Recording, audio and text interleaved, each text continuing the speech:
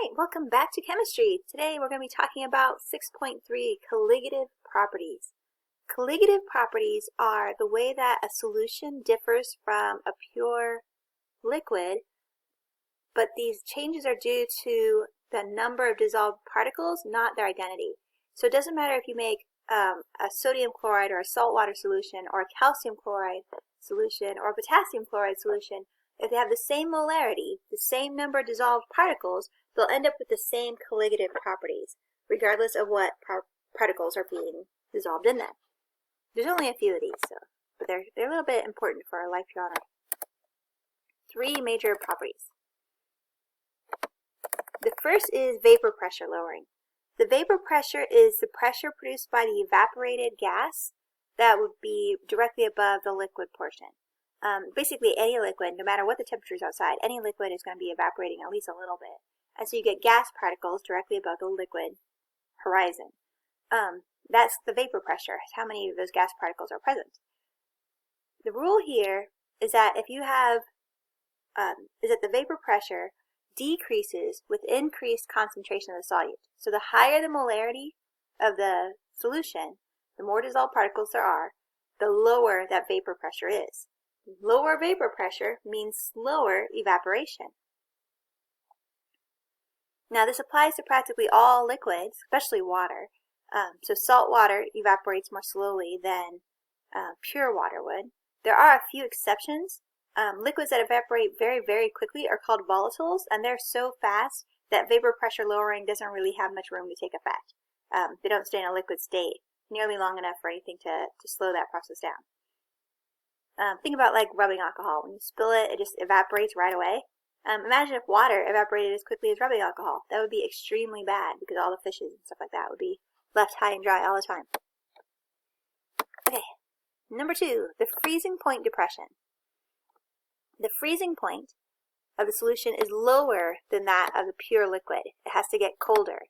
To do these calculations, we have to introduce sort of a kindred term to molarity. This is molality. Molarity is moles per liter. Molality, which you're going to give a lowercase m that's in italics, is moles per kilogram. And so we're just changing the unit. Instead of moles per unit of volume, now we're doing moles per unit of mass. But a liter of water actually weighs 1 kilogram, and so the molarity and the molality, if you're talking about water, work out to be pretty much the same. So to determine the change in the freezing point, we take the molality that we just established, moles per kilogram, multiplied by Kf here, the freezing point constant for that liquid. And together they give you the change in the temperature, which would be in degrees Celsius. Since this is a depression, the freezing point is going down, it should end up being a negative number. Now to know our Kf, there's a table. I put it a little bit halfway down. So for water, Kf is 1.86. It's always going to be 1.86 if you're talking about water. So if we're doing salt water, or calcium chloride in water, or potassium chloride in water, it all just comes to 1.86 times the molality. If we're doing background liquid is benzene, you get a different number, cyclohexene, ethanol, camphor. These are some of the more common liquids used in organic chemistry at least. Okay. So we can calculate the change in the freezing point. There's also a change in the boiling point. You could increase the boiling point compared to the pure liquid. It boils at a higher temperature. In this case, the change in temperature is equal to the Kb value down here, times the molality, just like before. So these aren't difficult equations. You might have to calculate your molality, but once you have a molality, it's just calculating it by the right constant from the table. So here's an example. What's the freezing point depression for 30 grams of table salt dissolved in 1.5 kilograms of water? Well, since we're told 30 grams, that means we need to find how many moles that is, because molality is moles per kilogram. For NaCl, the molar mass is 58.44, here by sodium plus chlorine.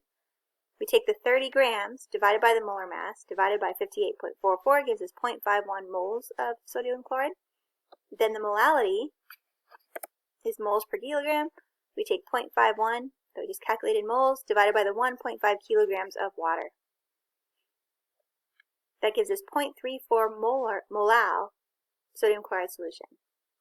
Okay, then find delta T.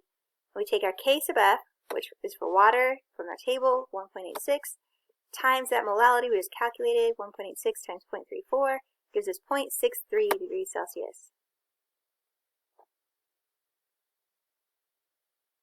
So that went down 0.63 degrees Celsius. And that's it.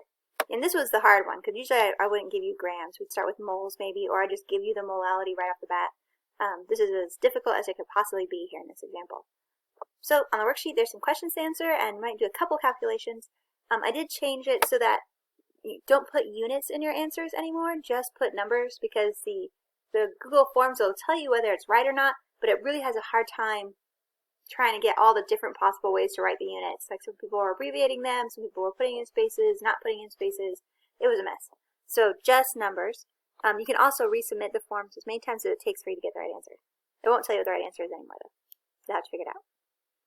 Anyway, so hopefully that helps. I'll see you again next time. Bye.